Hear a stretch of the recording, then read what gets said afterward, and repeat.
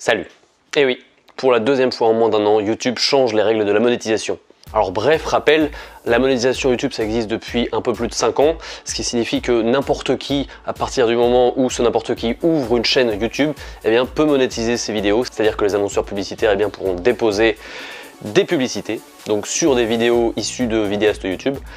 Et à chaque fois que quelqu'un visionnera la vidéo intégralement ou cliquera sur le lien de l'annonce, le vidéaste en question recevra des revenus publicitaires AdWords. Sauf qu'il y a eu quelques dérives à ça, notamment début 2017, étant donné que la monétisation était ouverte à tout le monde, forcément il y a eu des dérives. Donc notamment des chaînes qui ont parlé de sujets un petit peu délicats, un petit peu sensibles, un petit peu extrêmes parfois, relevant la plupart du temps du politiquement incorrect. Et donc il y a un certain nombre de marques, dont McDonald's, L'Oréal, Audi, qui ont décidé de s'extraire du système Google AdWords de publicité pour ne pas justement montrer des publicités sur ces vidéos qui ont fait polémique, pour ne pas y être associé. Donc c'est là que YouTube est intervenu en avril 2017 et a notamment durci un petit peu les conditions d'accès à la monétisation YouTube. Donc premièrement, YouTube a donné l'accès à la monétisation uniquement aux chaînes ayant comptabilisé au moins 10 000 vues pour un petit peu écrémer, faire une sélection et pour éviter que ce genre de dérive arrive. Et en plus de ça, il y a eu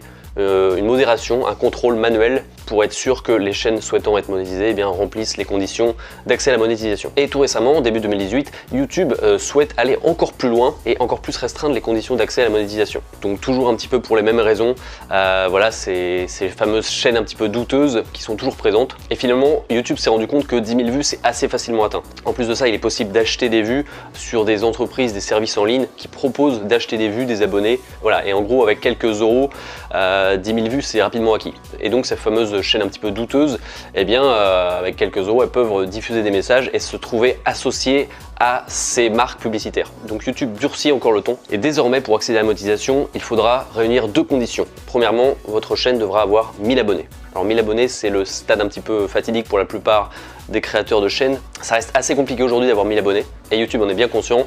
C'est pour ça que pour minimiser ce risque de voir des marques partir, parce que pour rappel c'est un gros budget, une grosse source de revenus pour YouTube. Je rappelle que tout ce qui est publicité AdWords chez Google, ça représente l'essentiel du chiffre d'affaires de l'entreprise. Donc clairement YouTube a plus intérêt à durcir les conditions d'accès à la monétisation plutôt que de voir partir des boîtes comme McDo ou Audi, clairement.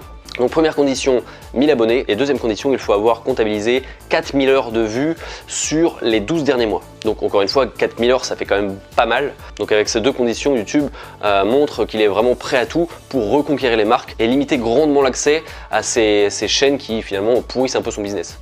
Alors bien sûr, les chaînes en question auront toujours la possibilité de s'adresser à des services sur internet pour acheter des vues ou des abonnés, mais le ticket d'entrée sera quand même un petit peu plus élevé. Donc on va prendre l'hypothèse que une vue égale 2 minutes de visionnage. Alors bien sûr, la plupart des vidéos font plus de 2 minutes, mais aussi on prend en compte le fait que énormément de gens vont sur une vidéo et quittent la vidéo 20 secondes après, ou même pas.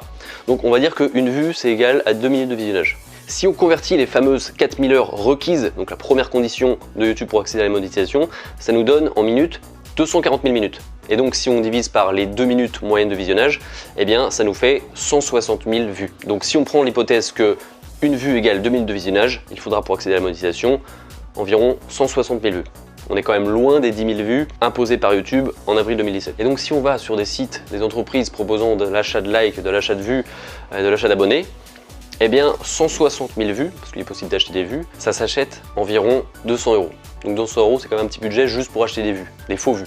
Et 1000 abonnés, ça correspond environ à 60 euros. Donc en gros, pour les chaînes qui souhaitent de façon totalement artificielle avoir accès à la monétisation YouTube, il faudra débourser environ entre 250 et 300 euros. Donc je répète, de façon totalement artificielle. Je ne vous conseille d'ailleurs pas d'acheter des vues ou des abonnés, parce que c'est le meilleur moyen de flinguer son reach, et de toute façon la chaîne ne décollera pas. Mais en tout cas, ça donne l'accès à la monétisation. Mais clairement, le but de monétiser sa chaîne, c'est d'espérer avoir dégagé des revenus publicitaires. Mais étant donné que la croissance avec ce fameux 1000 abonnés et ces 160 000 vues, si vous l'achetez sur une entreprise spécialisée en achat de likes, de vues, d'abonnés, ça ne va pas générer de vues supplémentaires après, étant donné que c'est totalement artificiel. Je ne recommande pas de passer par des sites comme ça, je le dirai jamais assez. Il faut créer du contenu, du bon contenu et être régulier. Alors il faut savoir que ces deux conditions émises par YouTube représentent la grande majorité des créateurs de contenu sur YouTube.